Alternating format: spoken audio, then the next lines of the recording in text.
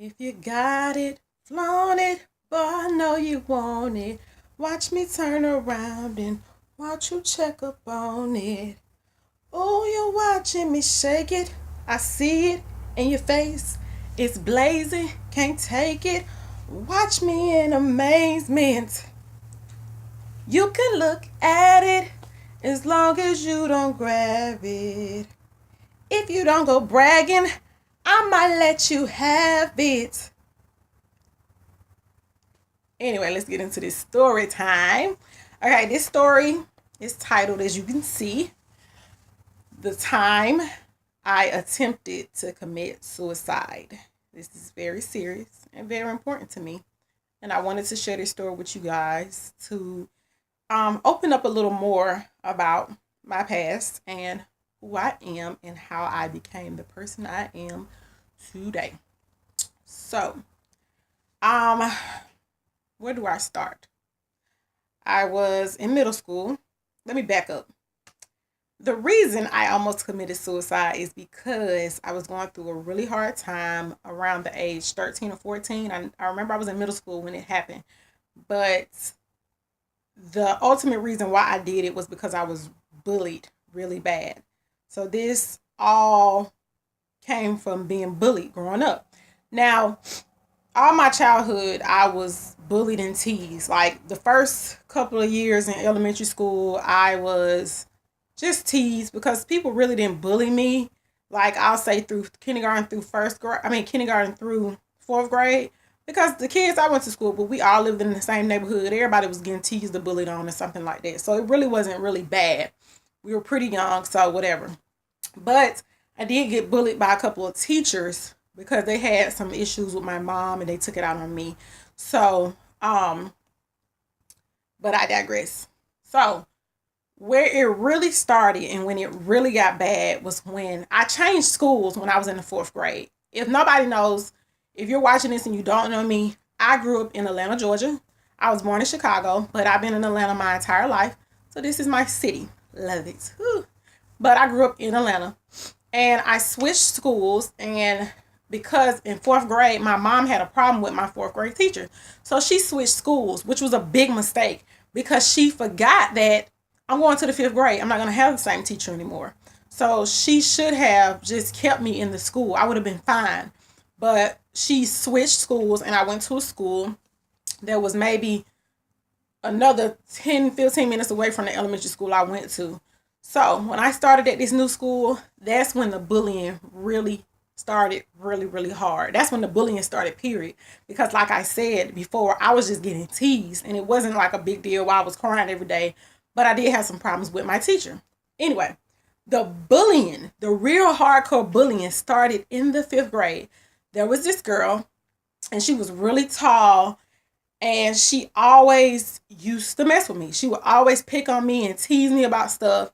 Like, I know I got picked on because of my clothes and how I dress because my mom couldn't afford like really nice stuff. Like we would go to the thrift store. Hell, I'm 29. I'm about to be 30 in a couple of weeks and I still shop at the thrift store. Y'all better get on that Goodwill. The Goodwill boutique, that's what I call it. But anyway, but my mama couldn't afford like Jordans and all that kind of stuff. So I wore like really cute little outfits for little girls. You know, she would put me in uniforms or something like that. But other than that, she couldn't afford like really nice tennis shoes, Nike and all that fancy stuff. Tommy Hilfiger was big when I was young. She couldn't afford none of that. So I wore what she dressed me in and I didn't complain. You know, I didn't see a problem with it or whatever. So I got teased with stuff like that. I got teased about my hair because my hair was short. People would always say I sounded like a white girl because I went to school in an area that was really ghetto and kids talked Ebonics and my mom didn't raise me like that. So I talked very proper and kids called me a white girl. I thought it was because I was light skinned, but later on down the line I learned that it was because I talk extremely proper. And the only people they knew that talked like that were white people. So I got called a white girl. But anyway, so it started, this girl was teasing me and bullying me. She wasn't really crazy about it. Like she would just have something to always say about me. There was an instance where She went to her cousin. I'll never forget. Me and my friend, I had like maybe a couple of friends, maybe just a good 3, because everybody had their something to say about Fontaine and what she did and how she dressed and everything. So it was the boys too. And in 5th grade, I remember it was a teacher too that bullied me. But there was this girl, like I said, she bullied me. But she went to her cousin and told her cousin that I was the one messing with her. I think maybe one day I kind of like stepped to her wrong. And she probably took it like, whoa, Fontaine really getting some balls. And she went and told her cousin. I'll never forget this, like it was yesterday. Me and my best friend at the time in 5th grade were standing at the top of the steps about to walk down the steps to go to the school bus. It was after school. We was about to get on the school bus. And I remember her cousin. I had never met her ever. And she was in the 5th grade with us too. And I'll never forget her. Her name was Sabrina. And I remember her last name too, but I'm not going to say her last name. If you went to middle school, West Fulton Middle School, and if you went to Harper Archer with me, you know who I'm talking about. Yeah, I know who I'm talking about, especially West Fulton. Everybody knew Sabrina at West Fulton. Y'all know who the fuck I'm talking about. So I remember she came to me. I was like, because I saw them coming, and I told my friend, let's go, let's get on the bus.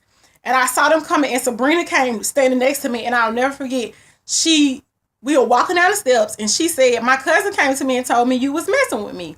I mean, messing with her. And I looked at my best friend like, what is she talking about? Like, she messing with me all the time. That's what I thought. I didn't say nothing to her.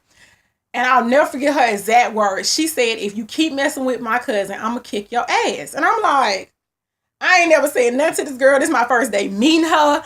I was like, after that, I was terrified of this girl. Like, scared shitless. I was like, okay, I'm never going to say anything to this girl again. Lo and behold, the rest of the year, her cousin still mess with me. And I didn't say 2 cents to her because I'm like, okay, I don't want Sabrina to beat my ass. And I had never been in a fight or whatever. You know, I got an older brother. Of course, I fight with him.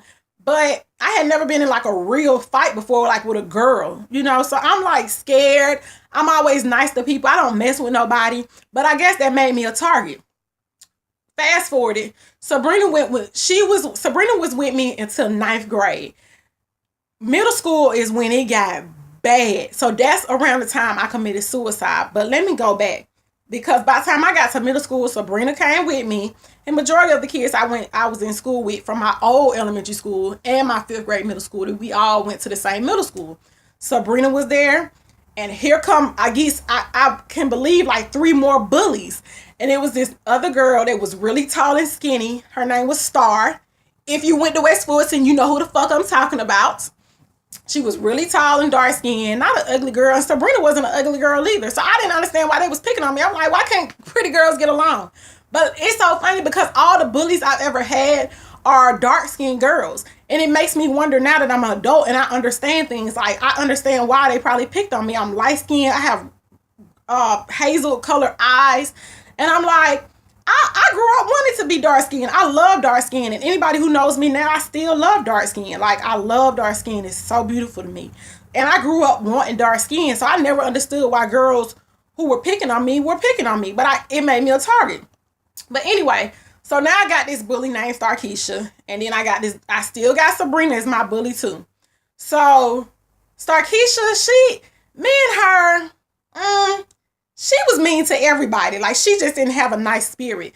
And I was another target for her too. It was like easy for her because I just never fought back.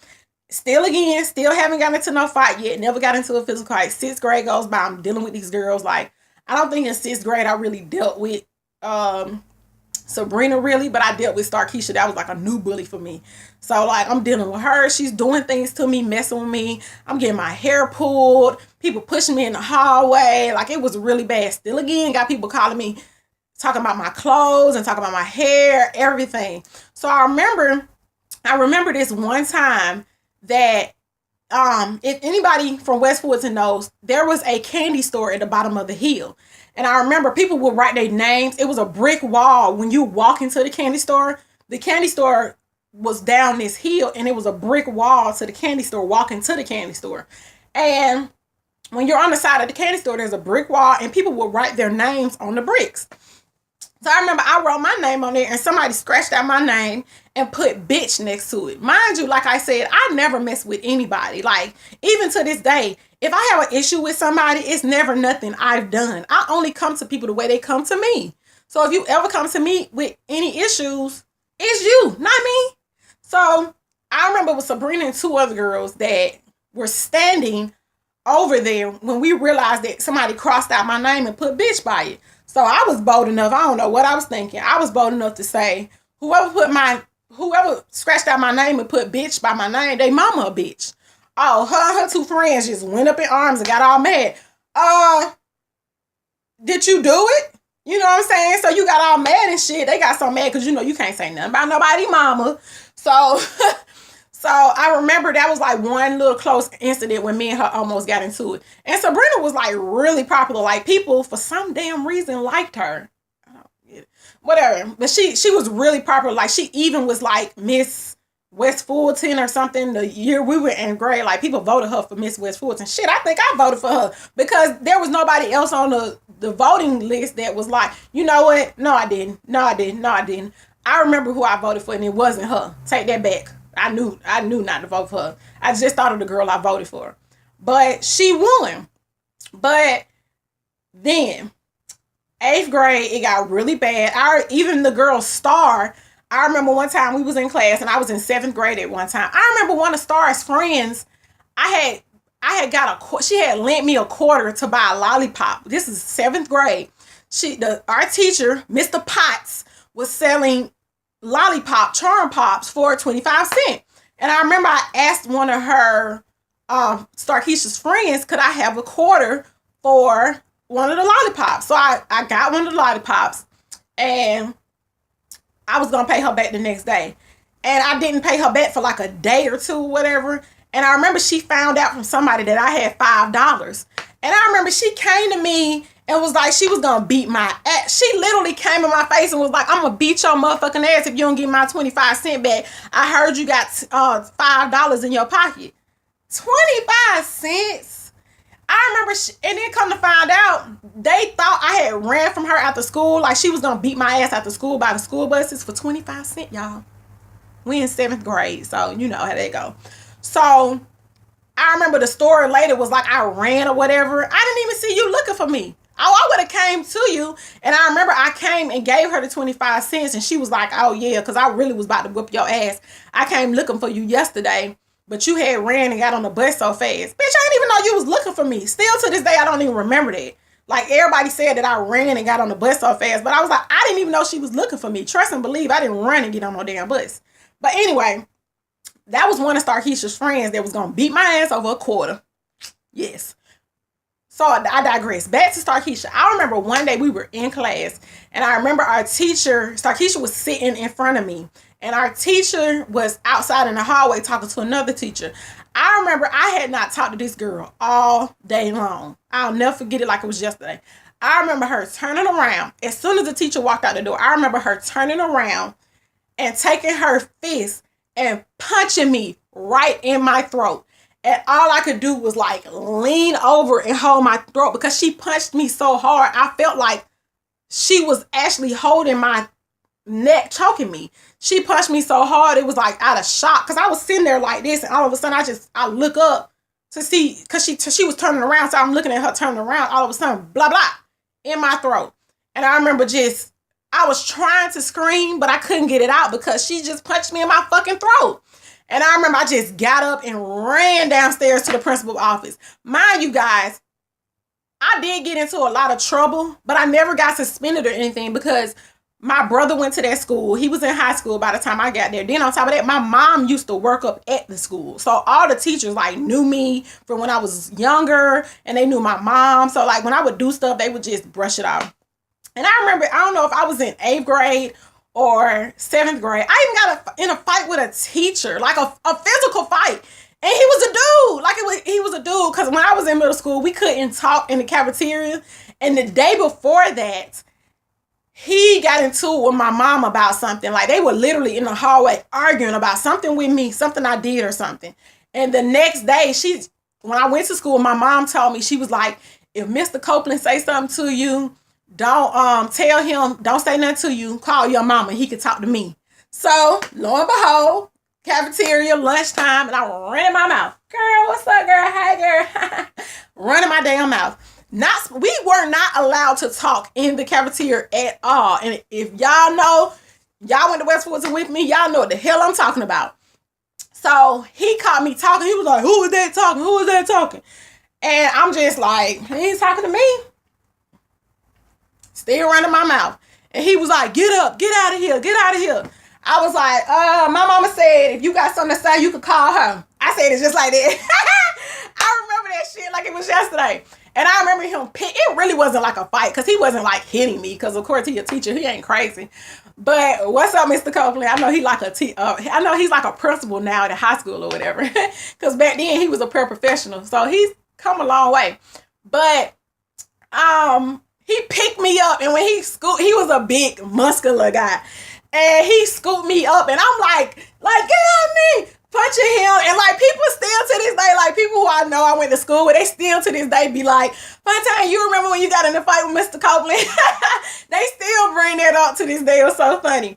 But yeah, so continue going on. Like I said, people were always messing with me. Like I said, I kind of was a target. I was very quiet. Like I said, in middle school, even the boys picked on me. And there was a time when my mom was going through a divorce. So I wasn't even getting attention from her at this time, around the time that I committed suicide.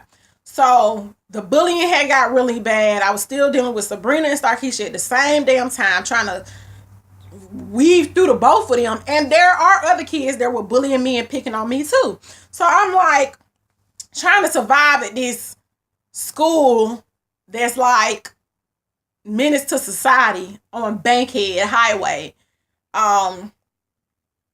I don't remember that movie of that school where it was like a song that Coolio made. It was kind of like that. Like, we've been spending most of our lives living in the gangster paradise. Y'all know what movie I'm talking about. That's how bad West Fulton was. It was real bad. So I'm just trying to deal with them. And then on top of that, my mama isn't showing me any attention whatsoever, because she's going through a divorce. So she's stressing out herself with her own issues. And I felt like I didn't have anything left in the world to stay here for. I just could not take this school anymore. I didn't want to be here no more. Now, I was in 8th grade. I remember my teacher, because I remember my mama telling my teacher what had happened to me. So it came down to a point where I remember I was in the bathroom one day. And I don't know what happened that day. Something happened at school real bad. I don't know what it was. But I don't think it was nothing big. It was just I got to the point where I couldn't take it anymore. And I was in the bathroom after school, and I remember like taking a razor and like cutting myself, like cutting my wrist. And I was cutting, but I wasn't cutting deep enough to, cut a vein.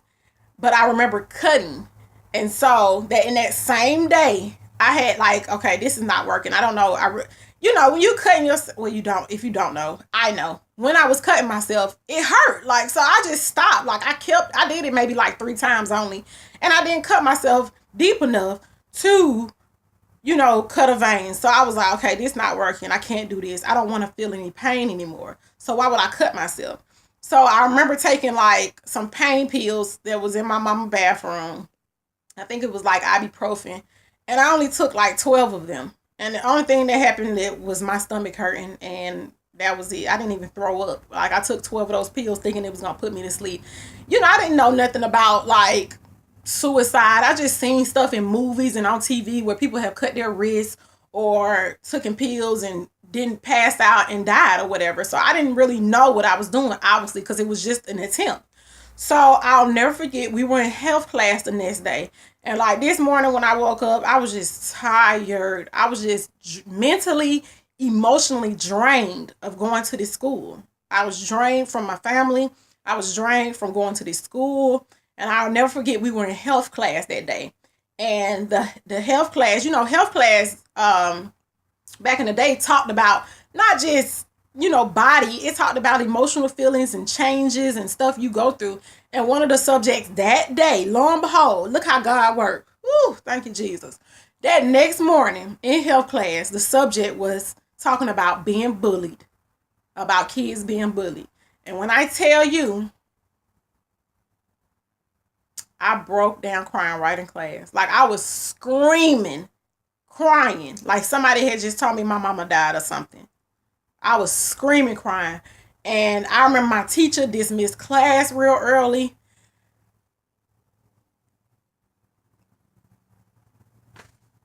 I'm so sorry.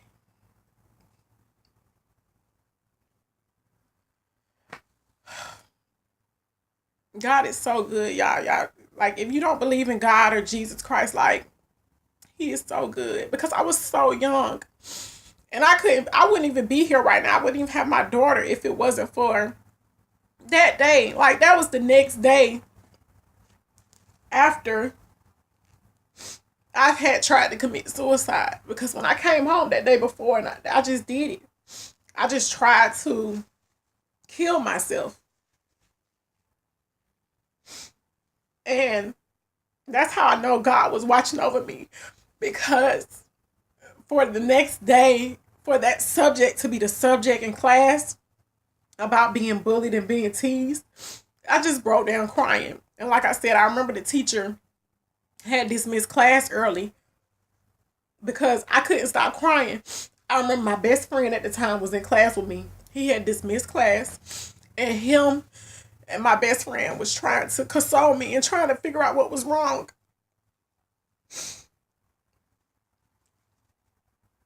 And like I said, I was just screaming, crying. Like you could not get any word out of me. I was just crying, and I remember I had my head down on the desk like this, and I was just like, "Get away from me! Get away from me!" I was screaming, and I remember I never stopped crying. I cried. I remember I just got up because I was just, crying can really wear you out if you screaming, crying, and crying, bawling for real. It can really wear you out. So I remember I could just kept crying, and I remember I just got up. They finally got me to get up, and they both walked me to the counselor's office. And I remember I had never met the 8th grade counselor before. This is my first time meeting her. And I remember I walked into this office and I was still crying. And oh my God, this was my first time meeting this lady. Her name was Dr. Ray. And when I tell you, she changed my life. I talked to her and I told her what I tried to do the night before.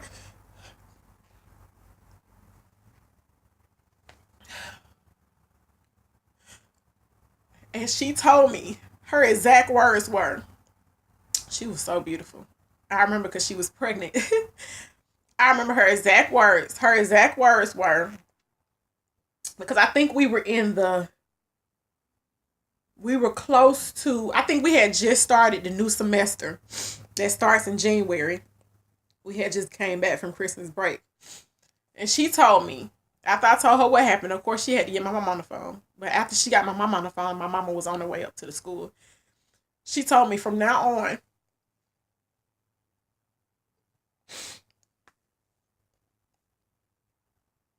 she said, from now on, every day when you come to school, you're going to come to my office.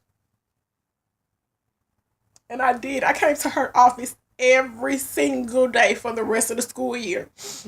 And if it wasn't for that, I probably wouldn't have made it. Like, my mama stopped what she was doing. Because, of course, they didn't tell her over the phone what happened, but they said something's wrong with Fontaine. And my mama rushed up to the school. And it was me, her, and the counselor. And we were sitting there in the office talking. And I had to tell my mom what I tried to do. And I remember leaving there, going to an institution. My mom checked me into like a depression hospital. It's called Ridgeview. It's still here in Cobb County where I live at now in Georgia. It's called Ridgeview. And it's like a place where people go that be on suicide watch, or people who are kids that have tried to kill one of their family members, or adults who have tried to commit suicide. But it's a place like that when you get like 24-hour counseling. So I remember going there, and that's just the experience of my life that I'll never forget. I remember going there, and I was there for a week, and I'm sorry, guys. I was there for a week, and the first 2 nights that I stayed there, especially the first night, was the most horrible night of my life. I had to, they were open 24 hours because, people would, it's like a hospital, like, but you stay there. It's not like you getting treatment and then you stay there. Like, they have, it's set up like a dorm, like a college dorm room. So, I remember the lobby, they took all my stuff, everything I had, everything. They took all my stuff. I didn't even get a chance to open my suitcase. What I came in there with is what I slept in for like 2 days straight. I would take those clothes off. They would wash them. I would take a shower and I would get my clothes back. And I had to walk around with socks on because I couldn't have my shoes because my shoes were like tennis shoes and I couldn't have my shoelaces. I think I did have my shoes. I just didn't have my shoelaces. And like I said, I slept they took my mattress off my bed. I couldn't sleep in my room by myself because I didn't have a roommate and I couldn't be by myself anyway. I was on suicide watch. So they took my mattress out my dorm room and they put it in the lobby. And like I said, they were open 24 hours. So the lights was on. I was in the lobby, like imagine a hotel lobby. It looked just like that. A hotel lobby and you know how the desk is like, it's like round, long, and the people are standing behind the counter. My mattress was like right there in front of the counter where you stand there and sign your paperwork at a hotel. My desk, my mattress was right there, and that's why I slept for 2 days. And then the rest of the time, I got back into my room because I did like the counseling sessions they had there. I remember we was in group sessions, and I was in group sessions with like other teens and kids that was going through stuff similar to mine. Like some of them had tried to commit suicide. I remember one little boy, he was younger than me. He tried to kill his mom like with a knife or whatever. It was a lot of stuff. And I was in there, I was like, damn, like, I ain't going through nothing compared to what these kids are going through. Like one little girl, she was like the same age as me. She was a white girl. I remember she tried to hang herself. Like, I'll never forget any of this. But it was therapy. And I was like, let me tell you guys something. I needed that because let me tell you, I made friends with everybody in my group. Now, mind you, don't forget, we're kids. So we have times, they had a gym in there. They had a place for us to play like foosball and pool and all that, video games. They gave us like an hour break, like between lunch, like right after lunch. It was like basically recess. But we teens or whatever. So we like outside playing basketball, inside playing pool. I remember they had like a little place for the girls to do their nails and stuff. And when I tell you, I made friends with everybody in there. It was a full week, 5 days, Monday through Friday. I made friends with everybody in there. I needed that. I had not ever had that in a place where I'm friends with everybody. We're talking, we're laughing. Nobody's picking on nobody. It was fun. Even though I had my counseling sessions, people were there for me to talk to. It was nice. So I am so blessed that my mom decided to put me in there. Like, I needed that.